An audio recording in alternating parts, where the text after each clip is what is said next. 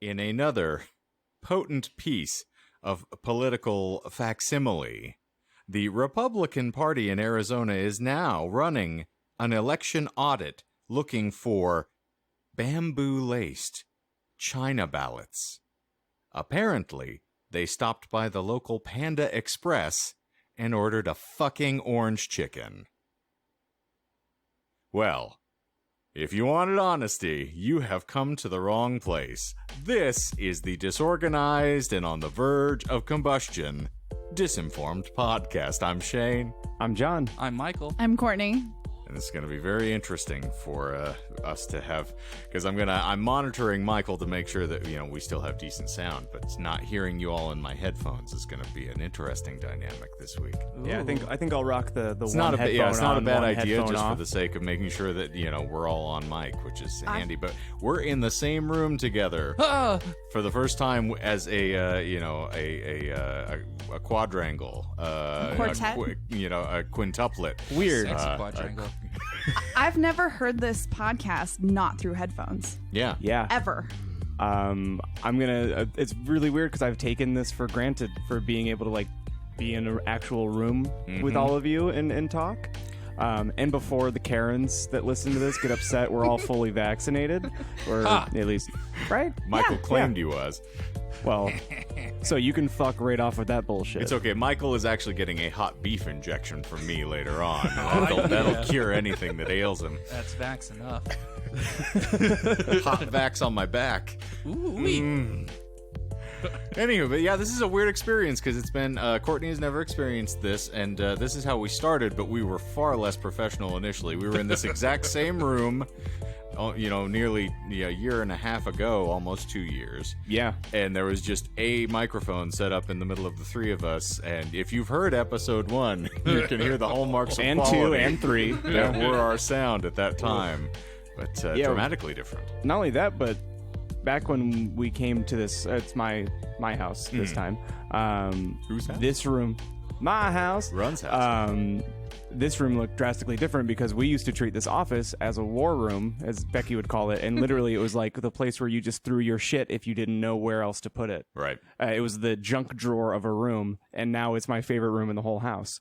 So I appreciate Courtney and Michael responding to the SOS or the random we should just record all together today, because Shane had been over here and we were working on some shit and had to convince Michael with a beer because he was trying to puss out last second, or not even last second. I didn't just bring it on you. Last 30 minutes. I'm like, if I leave now, I can get here right at 6, right when we record. But yeah, Michael made an informed decision, and John's chastising him. Yeah, I was going to say that's going to happen a lot because I'm going to need a few of these Shane Weisers before we get done with this evening. I pre-opened mine before recording just because. I say we're for not the professional, fucking Michael. pop. Yeah, just because we're all on our own you should individual pour it mics. next to the mic so everyone can hear the fizzle and the pour. Tiny butthole. Yeah, that's some ASMR shit that In actually my is. booze. I don't think you're supposed to say that anymore. Big old milkers. I will not be canceled for ASMR. Duds for you. This is the most weirdly normal that I've felt in a long time because last night we played and Michael and Courtney were there. And it felt like a vaccination party is what I was describing it as, because at a certain point we looked around and I was like, I know all of these people and I know I've been in contact with them. And I know that at least I think your mom is first dose in, right? Yes. She just got it, if not, I think 7 or 8 days if not fully, more so than not. And it was like, man, we're getting so close. It was nice. It was a fun gig too. Yeah, it was a great night. Really wonderful to get back into rotation because we've all mentioned that is kind of our free therapy. I mean, it has costs for holding company, but it's fun to be around one another and play music. So, what was strange, and you and I talked about this earlier today, is that when Shane and I were coordinating for today, we were planning on doing the music stuff, and I was like, I'll probably be in bed by 3:30, so it should set us up for you to come at 3:30 p.m. I should be able to get my shit together by then. I left the venue at 12:30, went into Wendy's, my first super late night dinner in a good long while.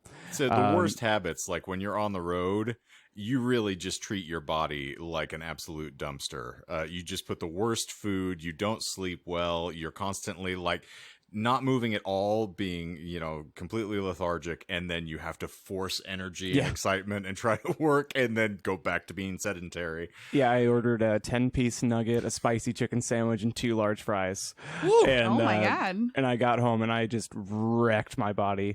And then at this point, and I opened a beer when I got home too, and I was like, all right, cool, so it's going to be like 3:30. I played a little bit of a game, watched a little YouTube video, and then I looked down, my beer's finished, and I am exhausted. I was like, oh, it has to be close to 3. And it's 1:45, and I was like, okay, time to go to bed at a normal time. You were ish sated for the first time in a long time. Yes, I was like, wow, I'm actually spent. Like, you know what it feels everything like to in be me is good spent. and fucked. Yes. Yep. It wasn't the whole Trojan army. It was just a little old live music. Yes, it happens. I did the same thing, which is funny. I did the inverse of I'm going to stop treating my body like I'm dying, tomorrow.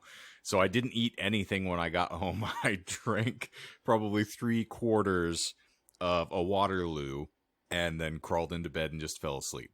After a shower, mind you, because, got to get the joy off of me. Who showers before bed here? I'm a definite. I can't bring... Dude, you've seen how much I sweat in a day. If I got in a bed like that, it would be putrid 2 days later. Like, it's terrifying. Maybe not Becky fun. and I are just... Actually, no, Becky showers before bed. I mean, I just feel like I'm a strange one. I don't shower before bed. I shower once a day. The whole day's exertions are with you, crawling into the place where you are going to spend over half of your life. Like, I can't even, like, have sex and then go to sleep. I have to get up, shower, Wash and the return to shame the off of sheets you. that I was just on so that I can sleep in them comfortably. Because, it's free perspirer over here. It's not good for anybody. Michael, you said you don't? No, I'm just used to Wow. I'm used to being in my own filth. Did you go to Queen Queek? I'm used to wallowing in my own filth, so I bathe in the morning. Courtney? Mine's very schedule based. Like if I didn't do anything all day Then and why? and I had like showered like the night before, like I'm good. But if we're like out doing a bunch of stuff, then like especially like being at like bars or restaurants, I'm like I have to get this off of me. Okay. It's also important to say I need to get like the cream cheese from between my testicles. Just chunk that off. First you had my curiosity. Now you I'll have give you my some from under outright right attention. now if you want it. I'll scoop some out for you. You can get some on a cracker. By that, I just feel like Michael. if I showered before bed, I wouldn't be able to sleep because I've associated showering with waking up. See, Same. showering Yep. relaxes me. Which is the you get the massage setting on the shower head right in your butthole. And, oh man, the OG bidet. That is actually how I clean myself if I need to. I know. I just detach. You've seen it. I set it on the throbbing massage setting and just let it bullet my rectum. It's really great. And then you just cum buckets. Yep. And then he has to wash that off. It's a perpetuating He cycle. never leaves the bathroom. Just You know the hunched over scene like in a It where they bridge find troll. Stanley? They're going to find you just dead in a pool of your own cum. That's how it's Just always wanted face to down leave. in the bathtub. He went out of the world the way he came in. My mother is a saint. She wouldn't have let me touch my dick. I can see, like, what is it, when they check your tummy out when you're pregnant? Is it Ultrasounds? Ultrasound, yeah.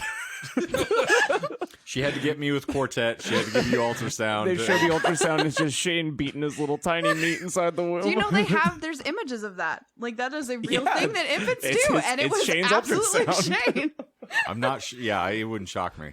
That's why I swallowed the amnio on the way out. I was like, I'm coming. He had like the cord around his neck. He's like, oh yeah. Don't butterfly affect me. That's too dark. I'm not ready. I'm not in for choking. It's not a thing I do. It's fine. Tried it once, and that's all he needed. Yeah, that was it. He I do came put into a the rubber world. band around my testicles. Though. Well, that's I try to choking get in a different way. I want to get the dogs in the bathtub. So Get those dogs out of the bathtub. So we need to hit the dismount on a couple things before we dive into our now 3-hour-long episode Yes. we're going to be recording, because we got to decompress. So we had a different perspective for the show, I imagine, than the two folks sitting with us. Yeah, So always. How did y'all feel? How was it for? Because I mean, I'm sure you both been out tons and tons socializing after the plague. Yeah, yes, of course. I go to live music every time, every night. Every time, every night. The Yes, Michael Clark exactly, story. yes. No, Never stop. Every time, every nighting. That's actually how I sleep. I go to a live music venue and I fall asleep. I've and then, fucking seen it. And then they wake me up a couple hours later because I tuck myself into a corner and they're like, "Hey, man, you got to go. The party's over." I'm like, "Oh, okay." And then I go. They to the mistake next one. you for a bum and they ask you to leave. Which National Geographic documentary did you fall asleep watching at last night's festivities? I actually Did you fall already asleep got last my night? sleep. No. No, I got you- my you- sleep on for the show prior to yours. I don't know what you're offering me, but I don't need any. He lube. did the Hand same motion. thing to me when we were recording in person, and you particularly asked, like, why do you look so weird? It's like he's trying to hand me lubricant, and I don't trust just- you. Really This like is supposed to be sand for the lotion. after dark. They Yeesh. can't see what's going on now. I'm glad. It's the Trader Joe's special. But no, the show was great. It was nice to hear you guys again, actually in person. And it was just really nice for me and Destiny to hear you guys. It was great. It was a precursor to how things will turn out when we go see you guys this weekend in Clarkdale.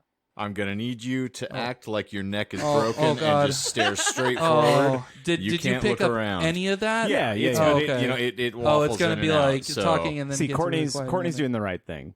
And for the listener, Courtney is sitting comfortably, and she has moved her mic or moved herself to be in front of the mic so that she can look at us. All right, let me when let me she get chooses some to. boom, some boom. But also, movements. whenever she talks, she's talking right into the mic. Here, I can And you just can do edit that this. out if you want, or you no, can keep no, it. no, I don't. I'm too Pro lazy for tip. this shit.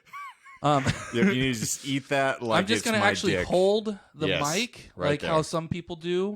Joe Rogan it, man. Yeah, Just- yeah. Just nudge hold it it up every and time then you like. Oh, move. you mean Mhm. tell children not to get the vaccine? Well, here, I understand, because he wants to eliminate people from the world like I do, and so I don't disagree with him there. But no, that was pretty shitty. The second I heard that, I was like, what the fuck, man? Like, are you trying to lose me? Are you trying to? Like, I was Yeah, almost in, and then you lost me? I'm not. I have stopped being a Rogan apologist. I'm not sure I was ever really a card-carrying member of the camp. But Not completely, it's one but of you those- were you were approaching an advocate, but you weren't a fan. You know, It's like, you were, know, I've been exposed to a lot of things I don't think I would have found otherwise, and he's a charismatic guy. He's intelligent, normally pretty articulate, and I find him entertaining.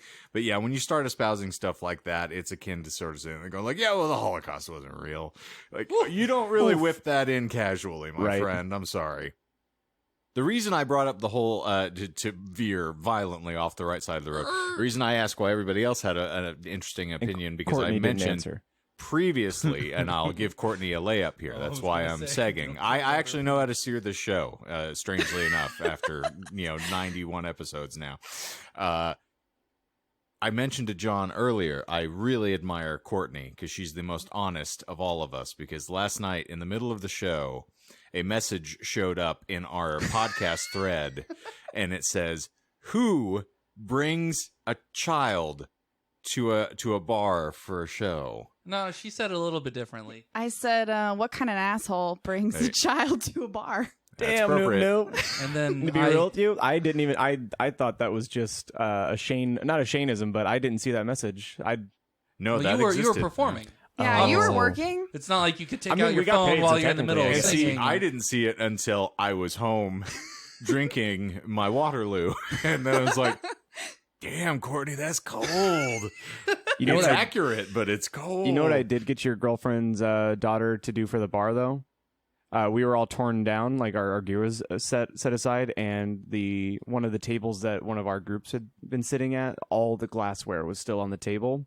And I said, "Hey, girlfriend's daughter's name, do you know what good girls do? They take glasses from the bar tables to the actual bar so that the people working have an easier night. Do you want to play that game?" And she did. So John's advocating for child labor. Oh yeah. And even more, John's advocating for unpaid child labor. Here's the middle ground. Exploitation. You mean You're a chores? Catholic parent, finally. Yeah. Here's the middle ground. You can bring your child to the bar. We won't watch them. We won't make sure that they're safe. That's fair. So Neither do they, so it's fine. but you can bring them, but we're gonna make them work. We're gonna put those stupid little stubby hands into the sanitizer water, and we're gonna make them ruin their hands too. So this is Indiana Jones and the Kingdom of the Phoenix Tap Room. Yeah. It's just kids breaking rocks in the corner, Oh my god. Yeah, breaking I ice forgot. cubes off to put into drinks and shit. Yeah, it's fine. I thought you were gonna bring up that when Sam showed up, she was like, "I'm gonna have a panic attack." She's No, like, I she's like, suppressed memories of Sam. when Sam arrived, she came up to Shane and I, and she goes, "I drank a caffeinated sparkling water or something." This Something is she. your because I also heard the whole story from her mouth. Yeah, Oh, because God, she. I'm sorry. And you probably weren't even like close to her, and you heard the whole story because she's just loud. You know, people that like you haven't seen them in a while, or like they're not like someone that you really know, and they have a mask on when they walk up to you, and you're like, all right, cool. And then they're like, I'm going to talk to you now. And they just like rip it off. It was like that. And then we got the whole story, and I was like, don't laugh, because I saw you do that when you ordered a beer last night, and I about lost my mind on you. It's fair. I was being too comfortable there.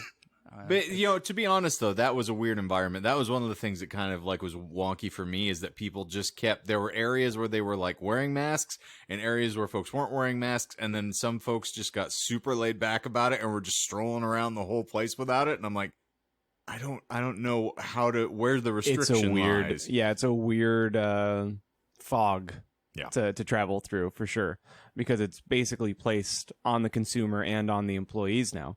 Fun. So you get to make your own decisions. Okay. And you do with that what you will. So that's why I was saying it felt like a vaccination party at a certain point, because that whole side of the room that we brought, at a certain point, they were playing the same mental inventorying that we were doing of like, I know you've been vaxxed, you've been vaxxed, you've been vaxxed. It was like back in the day, like the honor system of being like, okay, one adult to another adult, do you have an STD? I think you're possibly, missing the Shane of all of this, which is I just look at everyone as though they're repellent and have the possibility of giving me a disease. So I that's treat fair. everyone accordingly, and I just avoid them if I can. It's my approach. It's better for me. As you that should. way. Yeah. But okay, so anything other than that, Courtney? My highlights last night were the really loud table next to us that wouldn't shut up. Yeah, dicks. Anyone with the last name of Trim, and I know you listen to this podcast because you told me. Oh, wait, you is that who it loudmouth was? Fuck. Oh, wow. I do love you, Logan, but you bailed on me today, and I thought we were buddies. I thought we were friends, and you proved to me that when the chips are down, you're gonna fold up like a fucking tartan skirt. Oof. And I can't rely on you any longer. You could have had a bad bitch. I could have. Non-committal. Yep.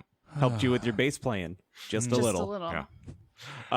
You did remind me though of a tweet. It's the most proud I've ever been of a tweet ever since there I've we go. joined Twitter and been even semi-active. Oh my god. And after my solo set, so 8:39 p.m. yesterday, May the 4th, I tweeted, "I'm getting to play to a bar talking over the pestering sound of my music. The earth is healing." I pulled out my phone and I showed Jonah, and because I was laughing, he's like, "Why are you on Twitter? We're at a show." And I was like, "No," but look what John said. John's in the back room live tweeting. The other highlight for me was men drinking beer through straw. Yeah, there was a transient. I was gonna fuck up. Oh, go ahead. Sorry. Oh, sorry. He was something else the whole time, and at one point he was in the restroom with the door unlocked, and my husband walked into that restroom. I have the other side of this. Oh my And, God. by the He way, was the transient. in case Plot anybody twist. is curious, he's gonna be a dad. So we're playing, and the bathrooms are to our left, and Shane can attest to this, and I don't think it doesn't even warrant a discussion, but you see a lot of strange shit when people don't think that you're watching them because you're performing, so why you wouldn't Nope. be observant. You presume that I see anything. He just I get blacks distracted out. real easily, and maybe I was keyed up because I'm playing at the place that I work, so it's hard to separate that. So while we're playing one song, I see a transient approaching the patio, which I'm tuned to see now. Like, it's part of my everyday. Like, I can feel it almost. The Our energy visual shifts. acuity is based on movement. Yeah. Yeah. So I see that happening, and I'm like, "Fuck it, be in the moment, man. You're playing a show. You're fucking back at this shit." So I get back into it. I tune it out, and I see him walk in, and I don't see anything else because he goes to the other side of the bar. And I was like, "Okay, cool." So someone told him to go fuck off. Like, we'll give you the liberty though. Like, if you want to buy a beer, if you have money, like. A customer is a customer is a customer as long as you're not offending anybody, you're not starting any fights, you're fully clothed. Important caveat. That's why Michael wasn't let in for a little bit. Yeah. Mm-hmm. So we go to the next song, and then I see this guy amble over, and he's wearing a green Patty's Bar or Patty's Pub shirt and tattered jeans, just scruffy as the day is long. And I see him watch us play. He's enamored by Sam, the violin. Thank God. And then, cause and effect. He had a beer. He had to piss. So I watch him go over to the first restroom door, and the doors, if they're available, you just push them, they're open. And if they're not, surprise, they don't fucking open. So he goes up to the door, he puts his hands on it, and he pushes, and it's giving it right back to him. And he's not understanding, so he keeps like very, very violently. And we're playing a song, and I'm watching this happening, trying to be like, I'm a man torn. And he's pushing it, nothing happens, and then he's like, oh, fuck it. And he goes to the next door, and it works. Oh. The moment he enters the bathroom door, Logan Trim comes out of the door that he was trying to get into, looking a little concerned. Washes his hands, bless you for doing so, and goes back to his seat. Jonah, Courtney's husband, at this moment, steps up from the table, cause and effect. He's been having some drinks. He has to take a piss. He walks over to the bathrooms. There are 2 doors to choose. There's one to the left, which is unoccupied, and there is one to the right, which very much so has a transient man drinking a beer out of a straw in it. Vigorously stroking a beard, we might And add. Jonah, bless his heart, he chooses the bathroom that I would have chose too, because Door it's the number furthest. 2. It's the furthest away from everyone. Yep. And he goes in, and I'm pretty sure his life was changed forever. So he things he goes saw. in, and the guy's just standing in front of the mirror, stroking his beard and making hard eye contact with himself. So Yes. he's trying to come Fucking like kidding John me? does. And the funny thing was, so Jonah comes back and he's telling us this, and one of the things that like Jonah is notorious for is like loud shrieking if he gets scared. Oh no! And so like he was like, you would have known if I had seen something because you would have heard me. I would have shrieked. And Curtis was like, I would have thrown over this table. I would have known it was you, baby boy. It was- I'm coming. and so that was the Man. real highlight. And then also when that man was like, I'm going to throw dollars at Sam while you're performing, that was super enjoyable. So Yeah, that that's great. was a really strange moment because I was half tempted to Sam to be like, "Don't take the dollar. Give the dollar back, or don't give it back." But just be like, "No, you're good." Like, No, take the dollar. like. But that was a moment where I was like, I mean, he's very, very weird, and I can't imagine getting your getting baked in the sun day in day out here in the Arizona heat. But the fact that he liked Sam's violin, hopefully just Sam's violin, enough to tip her a dollar I or think two. you're mispronouncing boob. Yeah. Well, she wasn't showing any skin. Becky was, but Sam wasn't. Yeah. Let me get around your mealy mouth political correctness. Is his life is worth less than mine, so I'll take his money. I'm fine. Oh, no. He's gonna be dead in a couple months anyway. We need that dollar more than he does. I mean, And we this need has new been- mics. We need a new PA. Yeah, Daddy needs a new pair of shoes because Daddy that guy pissed on like. mine. But, and also, I'm not kidding. That whole time while John is observing these things and having a metaphysical crisis of conscience in his brain while we're playing a set, I can't see a fucking thing because I sweat the entire time. So I look like Joe Cocker on stage, which is a reference lost on everyone in this room, but someone at home is riotously cackling because I cannot open my eyes for the sweat that trickles in constantly. So if you see me playing a song, I'm not really just feeling emotions. If I open my eyes, I will scream in pain. And that's, I don't notice much of anything when we're playing. The only thing I will say to that is Cocker damn near killed her. You hear that silence? Remember earlier when you said you were going to edit out more of the things that you say? No, we got to keep that. Yeah, that one's got to stay in. I need proof that Michael's you can't on just this podcast. say things that you think you might edit out later. No, I don't say things knowing I'll edit them out later. I say things because I have no filter. Here's the thing. I'm going to get that on a t-shirt and give it to Michael for Christmas. Cocker damn near killed her. And I'm going to have a picture of his fucking girlfriend's daughter on the back of it. Just so Not that you my can daddy. complete the circle. Not my daddy, yeah. Not my daddy. By the way, Michael. Oh, no. So the child threatens to beat him up, just for those of you who didn't witness the fact that I I'm punching didn't witness that. Oh That's my great, God. though. Getting intimidated by a small Being child. intimidated. Becky finished her listen to My Immortal today, Cool. Whoa. which was really fun. And then I'm sorry, Becky. it motivated me to, because I got really excited that she finished listening to it and she enjoyed it. I was like, well, we're doing the sequel now. Shameless plug, Wednesdays.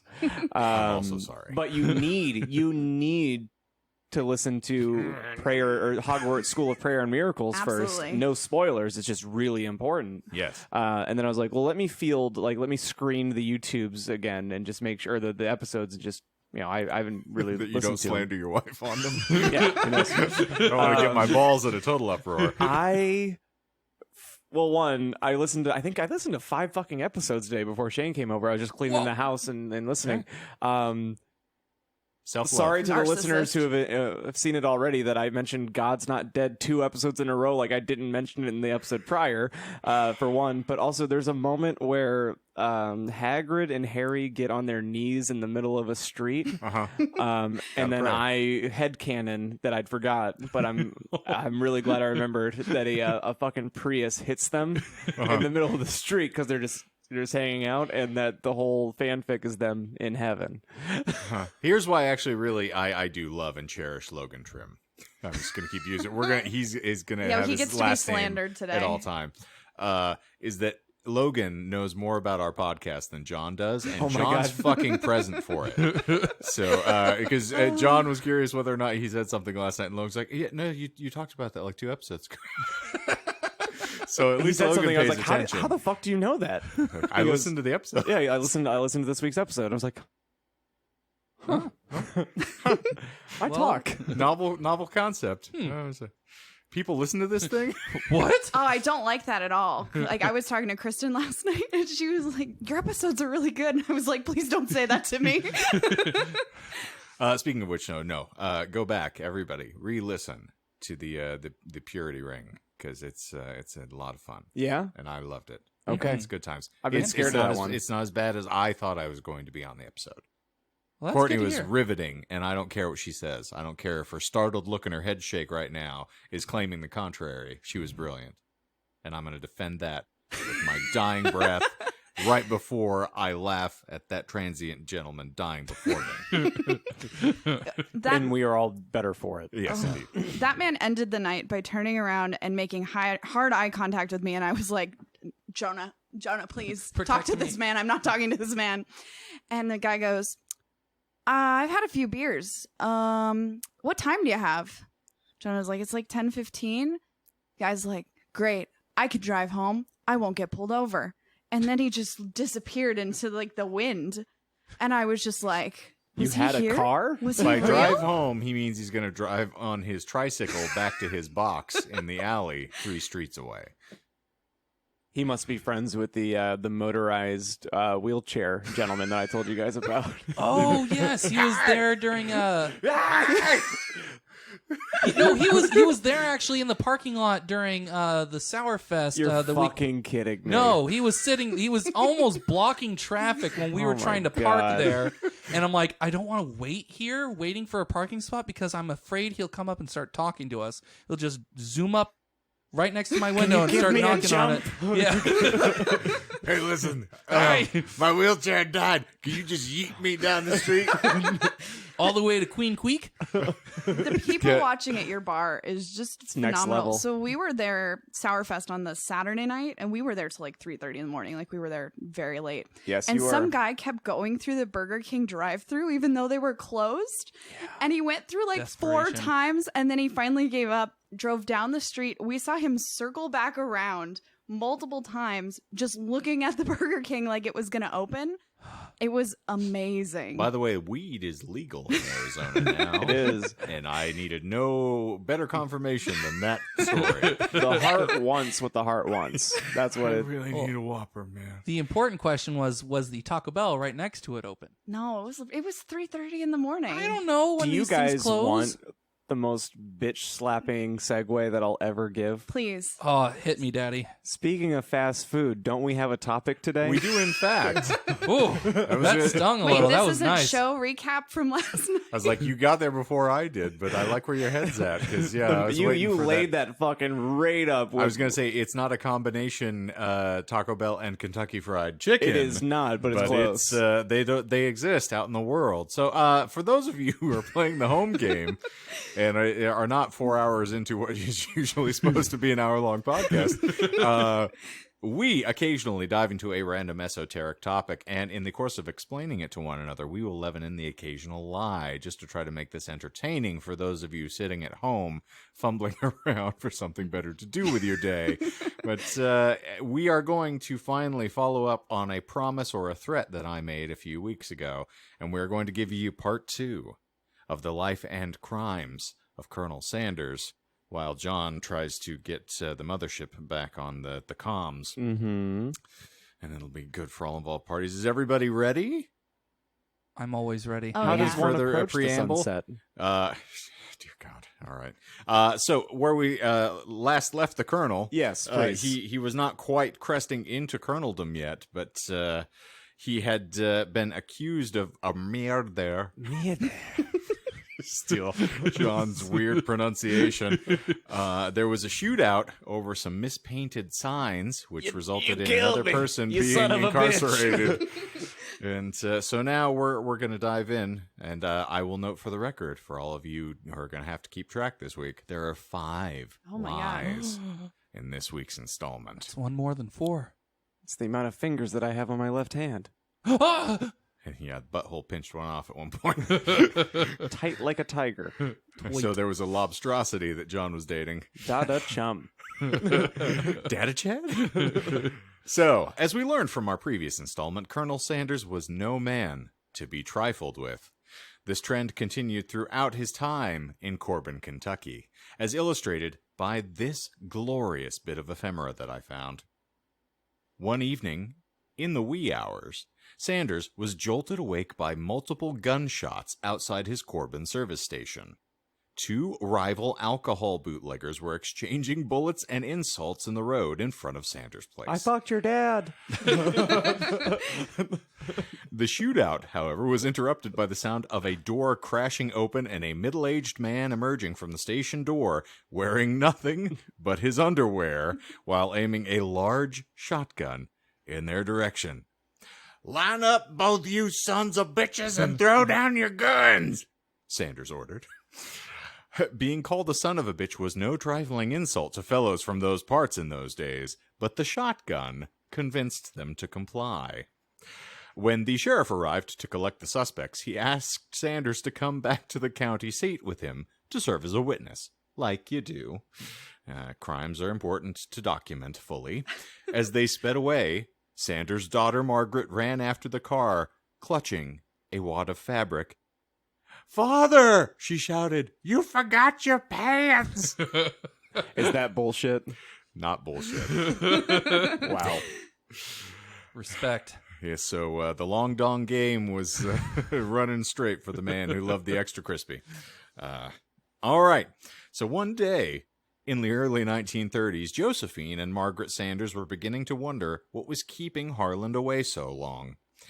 The last time they had seen him, he was riding a mule up the mountain in a downpour, carrying an old lard bucket filled with bandages, scissors, antiseptics, and rubber gloves. He was en route to a nearby Appalachian community which lacked electricity, roads, indoor plumbing, and other modern conveniences. From time to time, Sanders brought the families there free food, including full Thanksgiving spreads for the entire town. But most urgently, the people needed medical care. He'd been summoned because one of the townsmen, this might be interesting, he had been summoned because one of the townswomen had gone into labor. Oh. This is phrased poorly, but I kept it in because it amused me. Having 3 children, Sanders had significant experience with the process of childbirth. I don't think he actually gave birth to the children himself, but stranger things have happened. You call this Kentucky Fried Labor? He's a hermaphrodite, and it's good for... That's why you can't get through that. So Hermaphrodite had become a self-styled amateur midwife. This outing, however, was taking much longer than normal. Harland interrupted his wife and daughter's worrying when he burst into the apartment and grabbed his trusty shotgun he kept behind the front door.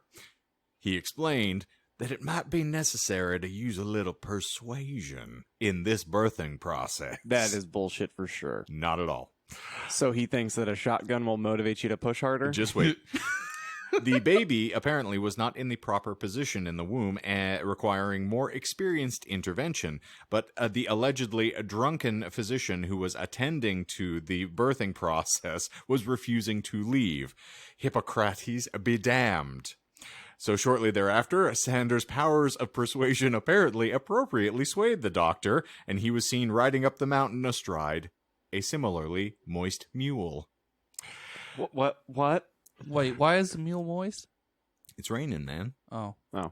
I was like, this is some detail I'm missing here. Because they were saying he was also riding a mule. You know. Oh. Gots to. There weren't paved roads, man.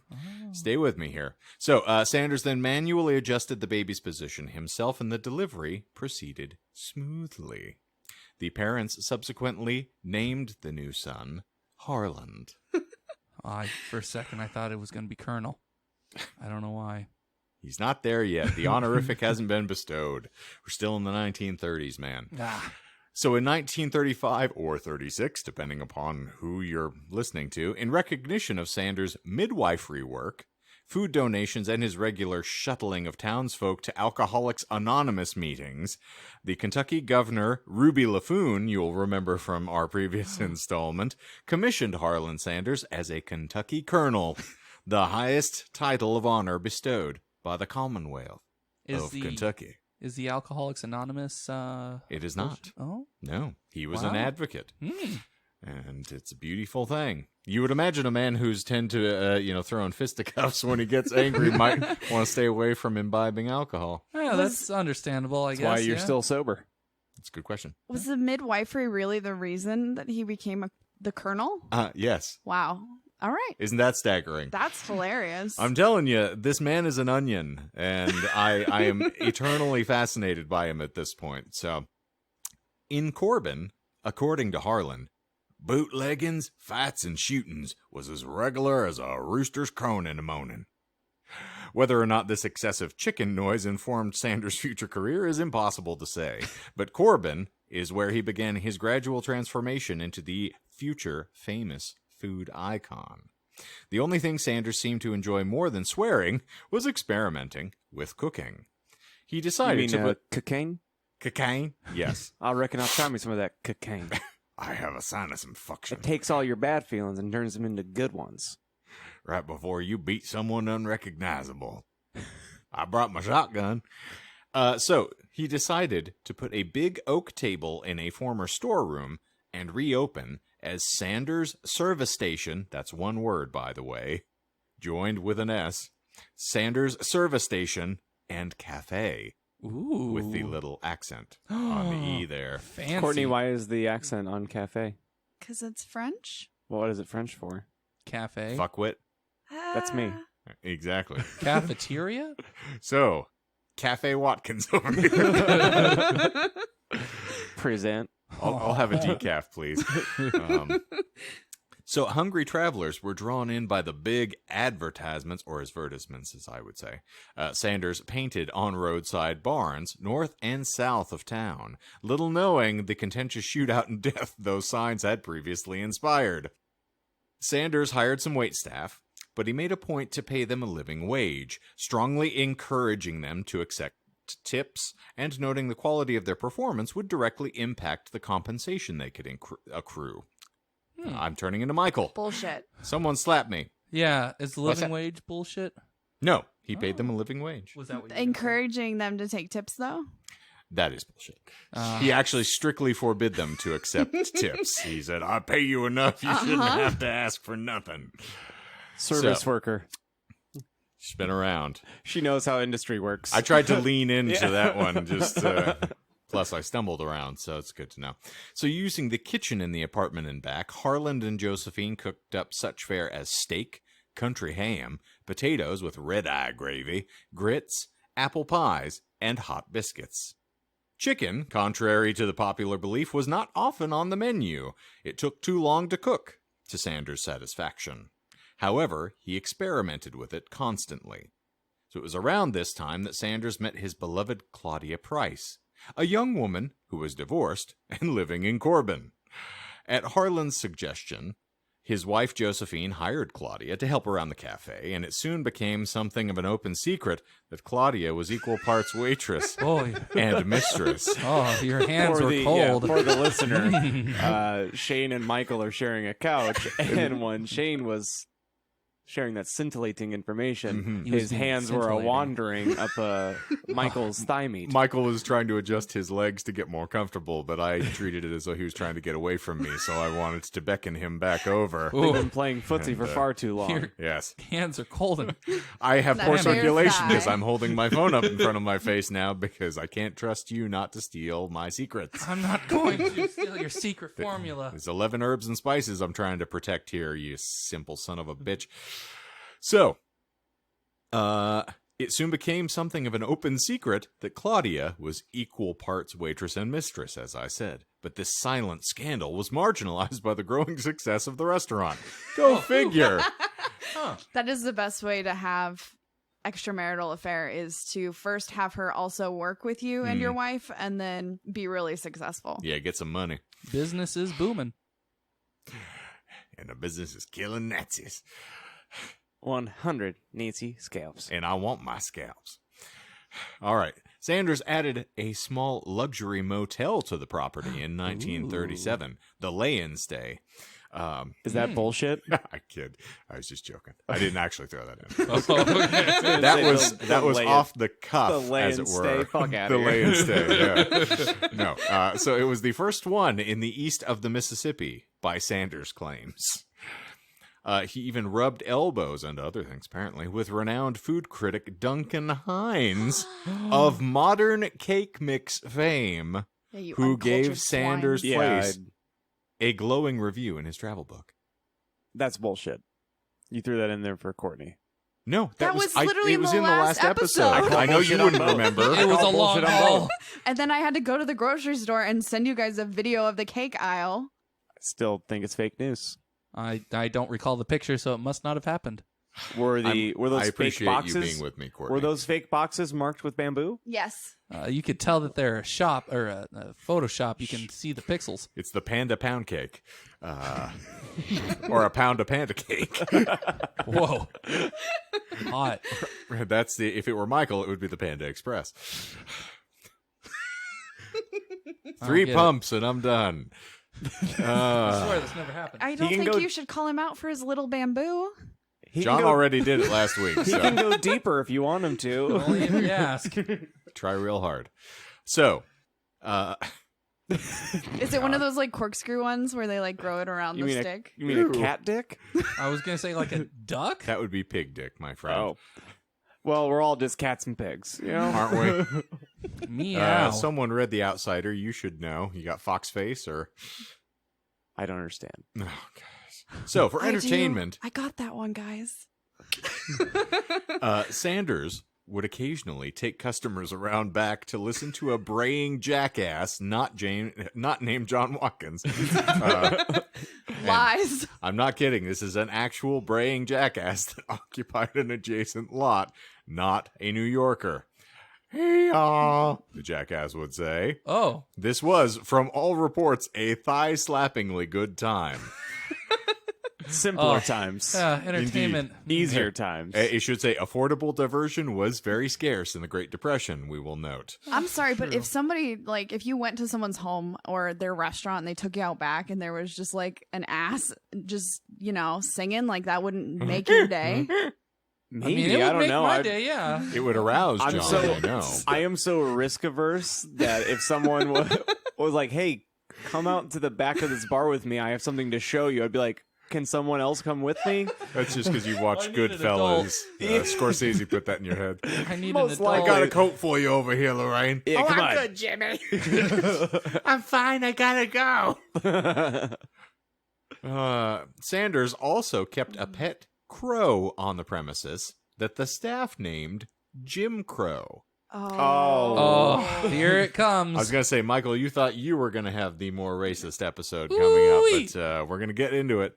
The motel guests could drop a penny in their pant cuff and stroll around the yard, and Jim would hop behind them, pecking and a probing until he got the penny out, much to the amusement of onlookers. I don't like it. Nobody knew what Jim did with the pennies until some years later when Sanders was renovating the hotel. He tore out a staircase, and it paid off like a penny slot. There's always money in the banana stand. Or in the staircase. And that's not bullshit. That is not bullshit. That was a staircase failure. Whew. You're welcome. The dogs even liked that one. They heard another bitch referenced and decided to dive in. So, you can edit that or not. Where's the bitches? Waiting for the lawsuit. The lawsuit. Lawsuit.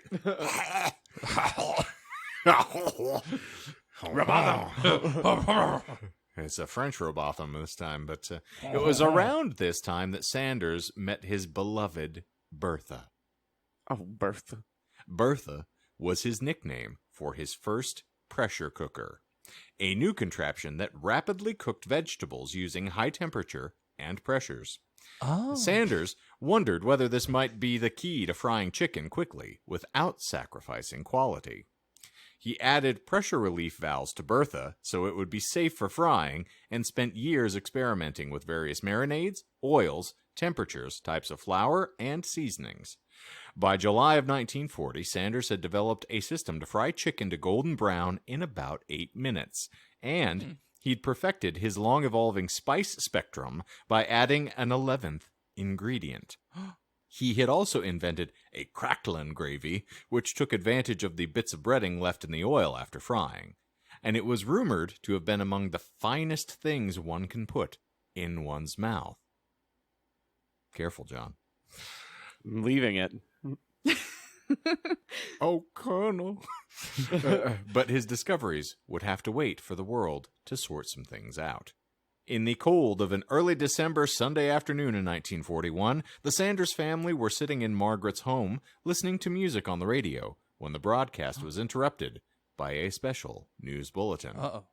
An announcer informed listeners that Pearl Harbor was being bombed by the Empire of Japan. The United States was now at war. At 52 years old, Sanders was too old to serve his country, but he could still serve a small portion of it. He left the restaurant in the care of his mistress, Claudia. Like you do, she You're my handles bottom everything bitch. else for you. You can handle my dick, you can handle my food.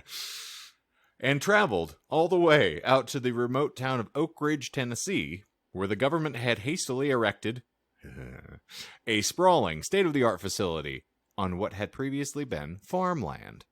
Sanders met up with his friend Joe Clemens, the manager of a local cafeteria, and formally accepted a position as assistant manager.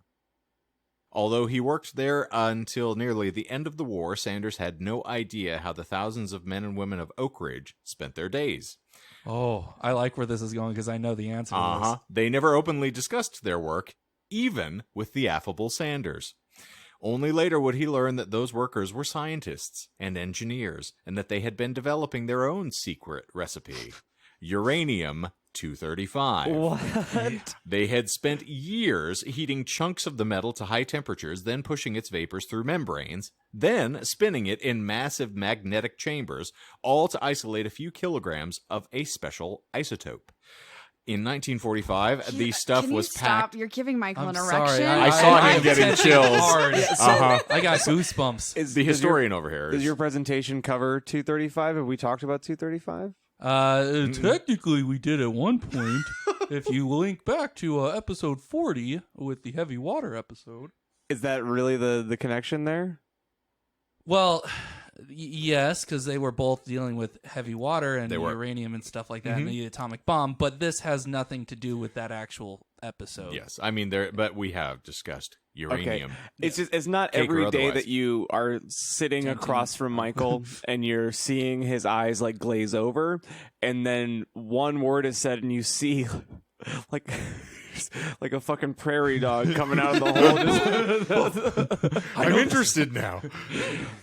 I watched his little science boner just fucking pop out of his goddamn pants. It was small, but it was mighty. It was really mighty. I was not touching his leg this time either. Just for the I felt it in my molar.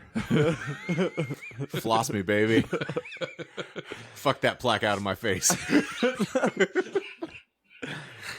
So, in 1945, the stuff was packed into the Little Boy Bomb.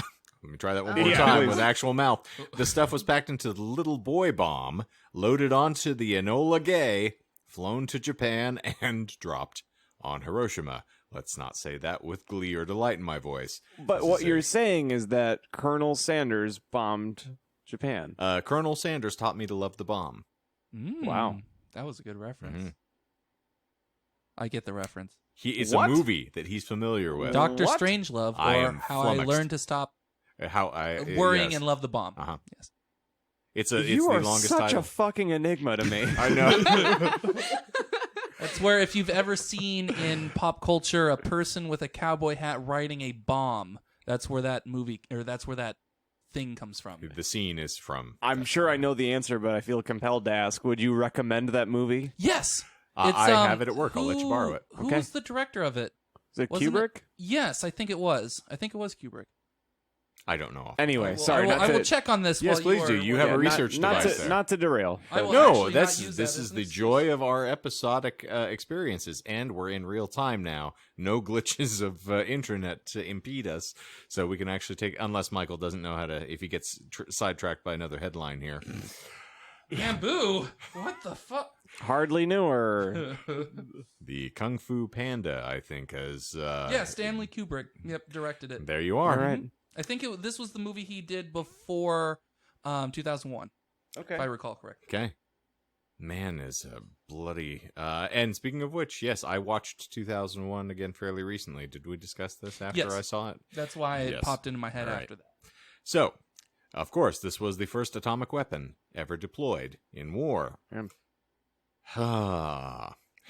And had nothing to do with the famous bowl. But as the United States entered World War II in December 1941, gas was rationed, and as tourism dried up, Sanders, with his gangbusters luck that he has been having for years and years, was forced to close his Asheville motel. He went to work as a supervisor in Seattle until the latter part of 1942. He later ran cafeterias for the government at an ordnance works in Tennessee, followed by a job as an assistant cafeteria manager in Oak Ridge, Tennessee, where he founded the Oak Ridge Boys. Bullshit. Occasionally, I'm just making jokes, man. That's What's a Nope. joke? This is a very serious podcast. Yes. If you could You? just not. Oh. I think what Courtney's trying to ask is, what's the joke? We're not going to get every joke. Please explain the joke. What's next? I think that's what she's trying to ask. so. In 1952, Harland Sanders decided to go down under. That's right, he visited Australia. Didn't fuck no kangaroos. You better run. You better take cover. Yes. Because he was part of the Emu War? I gave him a bite of Vegemite sandwich. It all Calm connects. down, Michael. I don't want any blowback hitting me over here. Too late. It's like a Gallagher show on this couch. Much had, of course, changed in his life after the war. Harland and Josephine had divorced after 39 years. And in a shot that no one saw coming, Sanders married his longtime employee / mistress, Claudia. Did Josephine really stick around that long? Gutted She it wanted out. that You fucking don't- fried you don't get chicken divorced finger back daddy. then. That empire, that must have been doing so Well, great you're- that she was like, You're about to be married to a fried chicken finger daddy. It's a phrase that just rolls trippingly off the tongue every you're time right, I I hear should it. consider a divorce. No, what he's saying is he's going to become your husband's mistress. No, what he's saying is that you need to bring Becky in as a third, and then, you can just slowly work your way out of the relationship. She out here looking like a snack. She's begging to be a third She somewhere. really is. This the that snack little pack. pineapple on the back of her thigh is just yelling for it. Who lives in a pineapple under teeth? It's John Square Dance.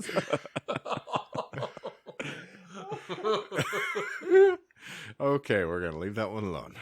I'm sorry, Becky. I love you so much. Sorry. She's not going to hear it. No.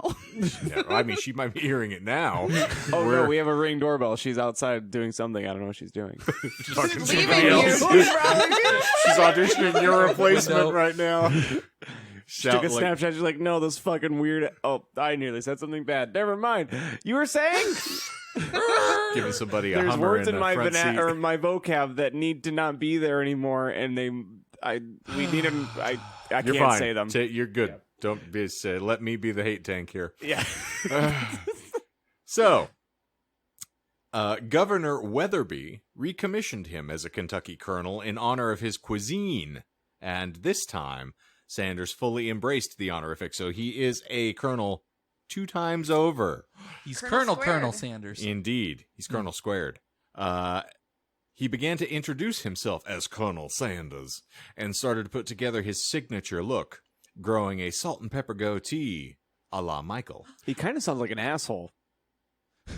By kind of, I mean, I don't think. Did you pay attention at all the last episode? Yes, I have. He was throttling his own defendants, beating other people up. Yeah, he had a rough upbringing. I'm John, just trying to remind people that he's don't an judge him too asshole. harshly. I'm rolling my eyes. It's what happens when you have 3 stepdaddies. That aren't your daddies. Ooh-wee. So, he put together his salt and pepper goatee and wearing black frock suits with a Kentucky-style string tie. With so much changing in his life, he thought he ought to change his vocabulary to match the Southern gentleman motif he was trying for, which meant the elimination of profanity.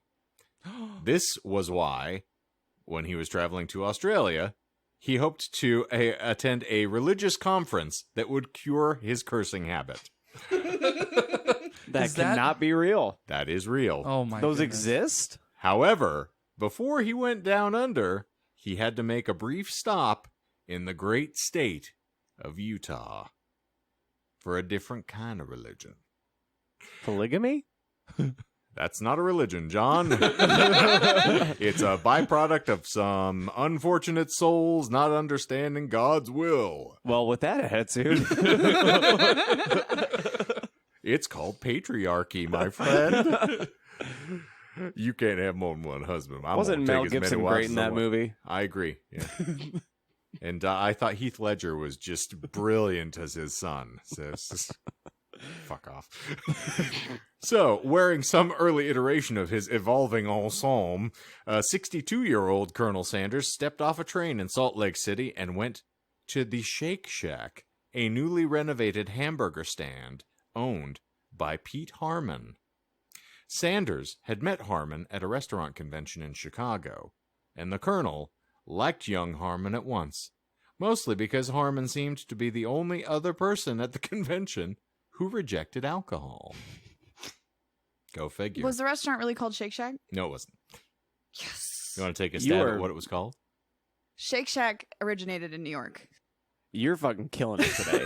That's all. This is that's right what, in my That's what I was lane. trying to say. Or that's what I was going to say. Is you're just it was- fucking killing it. It was called the Dewdrop Inn, which I also just made a really awful connection through this story. So in Japan, one of their Christmas traditions is to eat KFC. Yeah. KFC. And now knowing that Colonel Sanders I'm upset.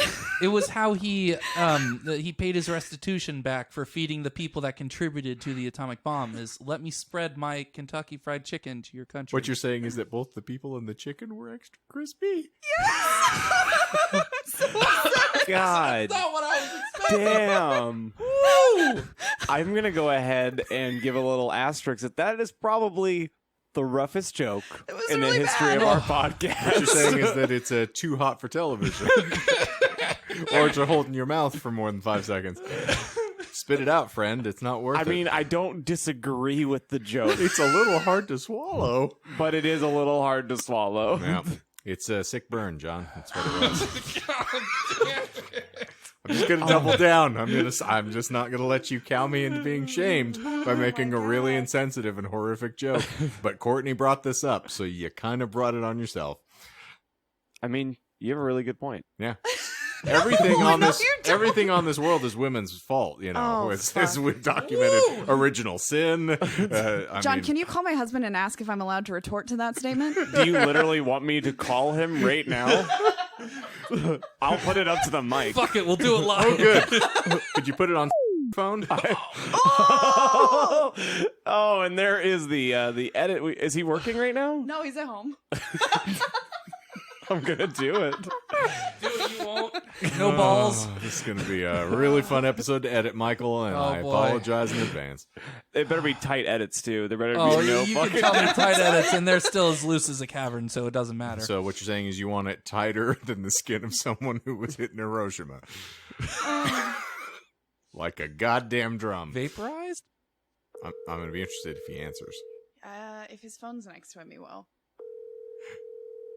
He might also be sleeping. I don't know. Also hope that's picking up, my friend. You don't know. Well, this is a failed experiment. Michael, you can just edit out all of my commentary, and it's just a joke that was exchanged between friends. I'm keeping that joke. That unless you really don't want it in, I will. Man, what a bitch. I want to go home. Could have What's lived that my noise? entire life It's without more that of a glottal stop. Well, yeah, we're not even done with the episode yet, folks, so this is going to be grand. Ooh-wee. So Sanders asked Harmon to give him a ride to the local grocer, Hot. and there the colonel acquired some frozen chickens and an armful of seasoning. He was planning to fry up a batch of the secret recipe chicken he had perfected prior to the war, hoping that Harmon would sign up to franchise the recipe. Franchising, of course, was still a novel concept, and Sanders' idea was to convince the already established restaurants to add his chicken and gravy to their existing menus. They would subscribe to a premium herbs and spices service, paying a nickel a bird to gain access to the recipe and techniques. It's actually a really great idea. Yeah. Is it real? It is real. Nickel a bird, baby. Nickel a bird. The colonel cooked his chicken in Harmon's kitchen in a borrowed pressure cooker. Fried chicken was not a common entree around those parts in these days, so the Dewdrop crew were wary. Sanders presented a large serving dish of his signature chicken. They looked at it as though it were a heap of ambiguously seasoned dinosaur descendants. They ate it, but they didn't seem to know what to make of it. Sanders got back on the train and headed to San Francisco to catch a flight to Australia. 2 weeks later, however, on his way back home, Claudia rendezvoused with her husband in San Francisco, and Ooh. Sanders decided she ought to see Pete Harmon's new place. They disembarked from the train in Salt Lake and headed for the Dewdrop, and there they were confronted with a massive sign painted on the window, reading, "Kentucky Fried Chicken. Something new. Something different." "I'll be goddamned," Sanders said. All that work for nothing. The convention in Australia had apparently not helped. Oh, Sneaky Pete Harmon, however, had evidently cataloged the 11 secret ingredients that the colonel had purchased and reverse engineered the pressure frying process. Oh my The God. name Kentucky Fried Chicken came from the sign painter, who suggested it when Harmon was unsure how to refer to the colonel's creation. Somehow, Sanders was not infuriated by this apparent underhandedness, for once, Or at least, that was the story eventually agreed upon. With the surprise reappearance of the Colonel, Harmon agreed to officially franchise, and was the first person to do so, and Sanders lay claim to the name Kentucky Fried Chicken. Smart. They sealed the deal with a handshake. Yeah, I was going to say, I'm not sure Harmon knew how, the proclivities of the Colonel to grab a shotgun to settle his differences, but could have ended very differently. Indeed. Brain-spattered Kentucky Fried Chicken stop front there, but You would've 12-gauge offered him- chicken sandwich. it's going to be on the menu next week, just so you're ready. Harmon soon invented the infamous bucket meal and opened additional locations. Within 5 years, his annual restaurant revenue multiplied 20-fold. Woo! In the first year of selling the product, the restaurant sales more than tripled, with 55% of the increase coming from the sales of fried chicken. For Harmon, the addition of fried chicken was a way of differentiating his restaurant from competitors. In the whitest state in the Union, Utah, a product hailing from Kentucky was unique and evoked imagery of Southern hospitality. After Harmon's success, several other restaurant owners franchised the concept and subsequently paid Sanders 4 cents per chicken sold. And that is what I have for part 2. So that is, Wow. as I I'm said, so this happy. man has a mythical existence, which just absolutely flummoxes me. So how many parts do you have? From the stories that I pulled up, there is probably still another like 6 or 7 pages, Ah. easily. So we're returning next week with more then. if you're inclined, I can throw a few lies together and move to part 3 at least. We need to continue this saga. Always. Yeah. Okay. Yeah. I think we can do that. So, Okay, any what do we other miss? any other stabs at lies? Logan was texting me apologies, by the way, as I'm Logan, we reading love you, this. but now's not the time. Interrupting cow Your apology's no good here. is actually what I told him in a text previously. So, True, I saw the text. so anybody else want to wager? Courtney's got 2 riding here, I thought I so had she's sitting 3. pretty. What? Into the mic. Oh, Eat the mic. John Sorry. is gesticulating. I thought I had 3 lies. You may have. Do drop in. Shake. Shake Shack. Shake Shack. Yeah, well, that's do Tipping. drop in. Tipping. Those were the 2 I remember. I thought I had one more. That's Well, fine. there's the things we edited out of the episode. No. Not quite. Okay. All right, go for it. So we're scrolling down. I was waiting for somebody to pounce on this, and it No. seemed like someone was right on top of it. But Senor Senior Sanders. Colonel Sanders. He didn't manually adjust the baby's position at all. He I basically literally just- even gestured Michael, yes, I was with like- let me get in there and start fiddling around with whatever's inside. In my disgusting brain, when you brought up the shotgun, I was like, did he put it in and then was he motivating was the just baby with the pounding shotgun? on it. Damn you! Yes, he was just holding it to the belly. Get out Grab here, on you if you fucking wanna little live. bitch! If the kid were me, it was coming on the way out, so he wanted to stay in. Is that baby masturbating? That was the wrong position. That was why he was upset. That's what inspired him to start breading the cock. Anywho, so yes, but he did help to deliver the baby smoothly. Hence, why I said that it was not a lie. That he did deliver it, and the baby's name was Sanders, Harland Sanders. It's not Sanders, actually. So he did strictly forbid them to accept tips, as opposed to encouraging them to take tips. So that is a thing. I still can't believe Jim Crow was real. That is Oh, so that was upsetting. problematic. Pretty upsetting. Yeah, I mean, welcome to the South, friends. They're very Ooh-wee. tolerant. And then, of course, the Dewdrop Inn, otherwise known as the Shake Shack for Shane. And now we're the 5th and final lie is that the tripled sales did not just reach 55%. Oh, no. 75% Holy of his cow. Oh, you- increase was, I did it, John. You motherfucker. Uh-huh. Good yeah, for I can you. do that from You time to time. motherfucker. There were so many other incredulously bizarre things in That the you just story. had to do a I'm number? like, I just Yeah. gotta throw something in here that's quick That's to get it fair. over with, That's just fair. to round out my numbers here. But yes, that just baffled me. I was like, I got to reduce this, otherwise the 75% sounds like a lie. But yeah, 75% increase from fried chicken sales. Wow. In Utah. Jesus Christ. Isn't that fascinating? So I am continually fascinated by good old Colonel Harland Sanders, asshole or not, Right. mistress or not. I mean, if you want to completely encapsulate like the perfect personification of the American patriarchy, he got his cake and Edith too, which is really, really disgusting.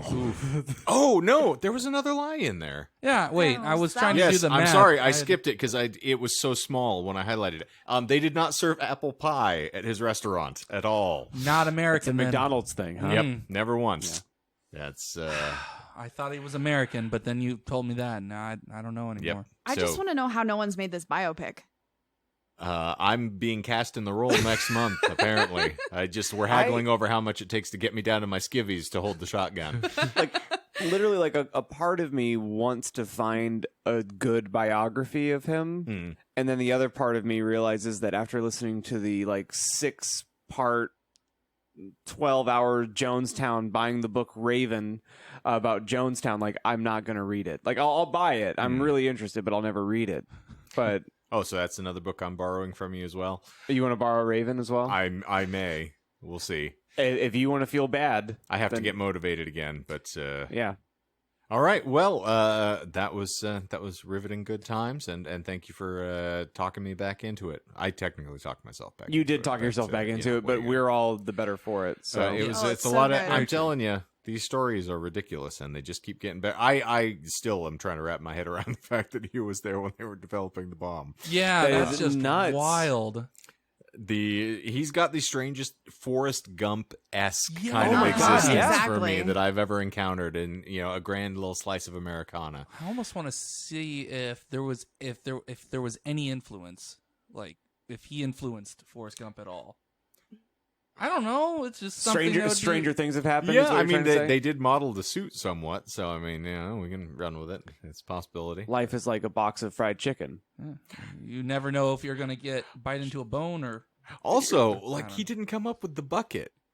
He didn't come up with the name. Like all of these things that are often attributed to him being a genius is like he just stumbled into the fact that someone stole his idea and then they just decided to shake on it. At the end of the day, he's just a mascot. Basically, yeah. You know, like He did come Well, up with the chicken recipe. yeah, he so I mean, did start credit it. where it's due. But And the pressure frying thing, like that was one of the things that absolutely fascinated me on the food that built America.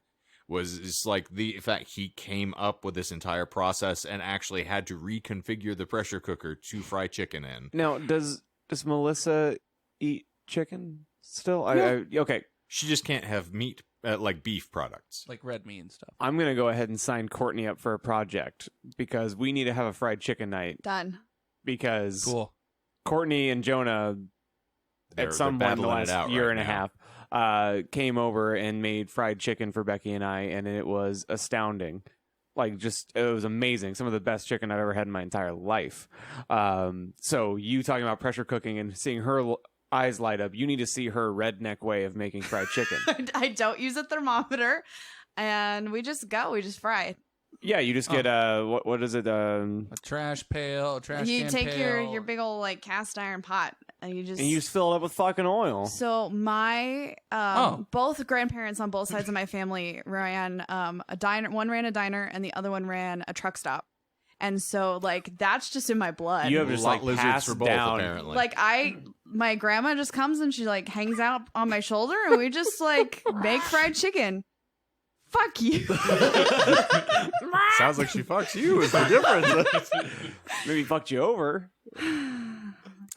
Oh man. I was trying to tell a nice story. Yeah, Jesus. No, I was just thinking back of another. I horrified my grandmother at one point, but I don't think my mom would appreciate that story being circulated. So we'll just. I disagree. I would Aw. love to hear that story. I would love Is it to tell similar it. to you It's- finding out whether or not you're allergic to bees? No, but I like that one. yeah. It's too sensitive, I think, for the air. But All right. yeah. Well, I can Fair. tell you all off air, Perfect. and that'll be one of those like Sounds great. Patreon conversations. So. And hey, maybe down the road, if more people from Ontario. Ontario. Ontario. Gotta say, Hey, here's a oh redneck man, that saying, there Ontario. maybe if we got more fans in Ontario that would download our episodes, we'll get a Patreon sometime in the next 6 years, and then Shane can have a paywall topic to talk about. Why does Ontario have anything to do with this? Because that We have weird that one spike. listener. yeah, he set the record for number of downloads. Oh, in I one day. apparently didn't read the Oh. discussion where we said that was where the individual was from. Yeah. Yes. So we have a Canadian friend. We have an ally to the north. I mean, I might actually know who this is. Strangely enough, But I'm So- not Oh, interested so in that more. explains why Conversation. he didn't read it, because I was like, does anyone know anyone from Ontario? And no one. Yeah, you guys have reached the well. Fine, we'll just keep this on because this is appropriate. The damn the weather. We finally had to relegate and say there was a regulation needed to be put in place for chatter, because both Logan and I in particular stopped paying any attention to the Facebook chat because some folks in the band like to throw in memes and random bullshit and just scatter thoughts back and forth to one another. Listen, The siblings of the band, who are becoming more and more like the weirdest brother and sister on the planet.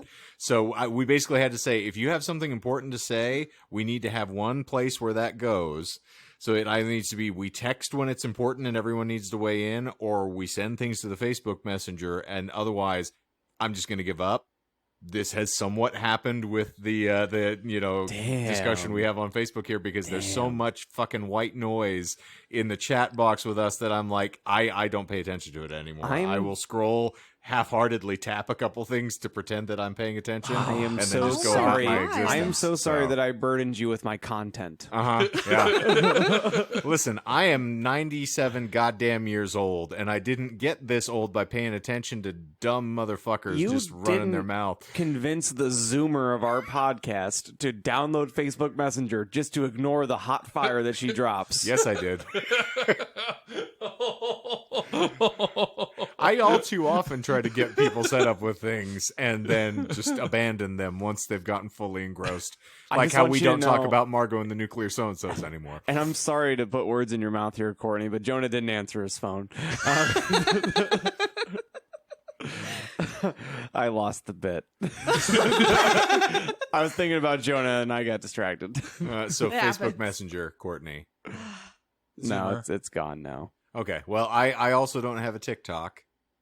Well, And I do, but I don't use it. I haven't been monitoring the band Instagram, as we've talked about. I've just given up on ever socials. socializing Yeah. ever again. I don't have Facebook on my phone anymore, and the It's good only for reason you. I had Messenger was to pay attention to our conversations, and that's just quickly gone the way of the dodo. So I live a very insular existence. I am a monastic caveman, as Jonah has posited. And in between my times of breaking rocks and flogging my infantile penis, I can't be bothered to do much of anything else. And it's a simple life, but some do live it. Someone's gotta. You know, it's amazing that with even our tech difficulties at the beginning because of our spontaneous in-person recording, we're still at an actual like normal person Yep, length. this is our usual episode length. It's not me trying to say kill it with fire, but it's me trying No, to say that- I was worried with all of our like catch up and excitement that we were going to go super long, but I give myself credit for very little, but one thing I do know how to do is occasionally steer a sinking ship. And so True. with that, I will thank all of you for giving us your attention, which I cannot donate freely myself. But if you want to give us more attention, I have some ways that you can do so. Courtney very carefully curates a wonderful collection of photographic representation of our episodes over on our Instagram. that Shane may or may not see. I look at that. Oh, I mean, he's How better else than am I am. supposed to, see some shapely Rubenesque ladies that I might possibly want to entertain We the have to- notion of not being around? Shane and I have to influence the algorithm somehow. Indeed, yes. Did you see today's post though? The picture that you posted? Uh huh. It's a Yeah, beautiful I saw ring. it. It's the one she got from her grandma. Did you see the second one? Oh no. There's a second picture? Yeah, Yeah. so I made a joke in the messenger chat, which Shane didn't read. Uh-huh. And then and I explained it to Michael earlier. Because I don't look at Instagram. So when I said I don't need these, I made my own. Go look at our Instagram. Oh, yeah, I saw the superimposed picture. Yeah. He just I didn't care, apparently. That's about right. photoshopped hardly. Damn near Yeah. killed her. Well, speaking of damn near killing things, we've apparently almost killed this show. So, If you want to catch up with us, we are at Disinformed Podcast on Instagram. We're also over on Facebook, so if you want to share something with your uncle, you can find us at facebook.com/Disinformed Podcast. And if you are an angry Twitter troll, just like John and Courtney, then you can hit us up at Disinformed Pod over there. And also on the Glorious Tubes of You on Wednesdays and Fridays, we have a glorious bit of nonsense heading your way at 10 a.m. Mountain Time, where we will give you fan functions all the time. Yes. And occasionally after dark, which probably won't happen today because it might just be too much work. We'll see. No, we'll probably do it. I'm teasing. John, I know. Thought about Talking the mic, you silly shit. I thought long and hard about my music choice, and damn it, I'm going to say in it. his top 10 guilty pleasures, it turns out to be the only 10 songs that he knows. Damn the Weather's Eclectic entire Works, yeah. you I am know, not release embarrassed to works. say that I like your band. I am. You poor soul. And you're the only one. Someone's got to be the number one groupie. Everyone listens out of guilt or because they're fucking a member, so... Oh. Or both. You're not wrong. No, Jonah genuinely loves your music. Yeah, I've been having Jonah. sex with him for 2 Yeah, he years. also won't return my calls, so... Well, you can't always have it your way, John. I guess. Yeah, that's Daddy Burger does King. not like. Yeah, if you're ordering from KFC, they do not keep the Burger King credo, I am afraid. I think I'm going to keep going through this parking lot a few more times just to see if it's open. I love it when a bit comes around, and we are coming around to the end of this episode, friends. Thank you for being here for the official, actual episode 91, and hopefully we can make this as intriguing for 92 when we are all broadcasting from the grave. Hopefully. Fingers crossed. Wait for the bombs to drop. So, for Disinformed this week, our actual on-site, let's all touch each other inappropriately before we get out of here, because it's Ooh-wee. requisite. Woo! Cold hands. I don't think we have not recorded anything in person. I will have to go back and check the archives. February of 2020 would have been the farthest back. Yeah, so it has been a hot minute, but it's been a lot of fun. And the first time with Courtney, too, Yes. which has been very, very lovely. And I look So, forward to more, hopefully. I'm thrilled, and this was a great time, and I thank you all for being here to share this joy with us. So for Disinformed this week, I'm Shane. I'm John. I'm Michael. I'm Courtney. It's the first time the roll call happened in person. Gave me the tingles like Michael Feels talking good. about the bomb. Oh, I'm tented. Ooh, that was an extra crispy reference. Indeed. So, for all of us here, to all of you there, so long and good Friday. You son of a bitch, you killed me!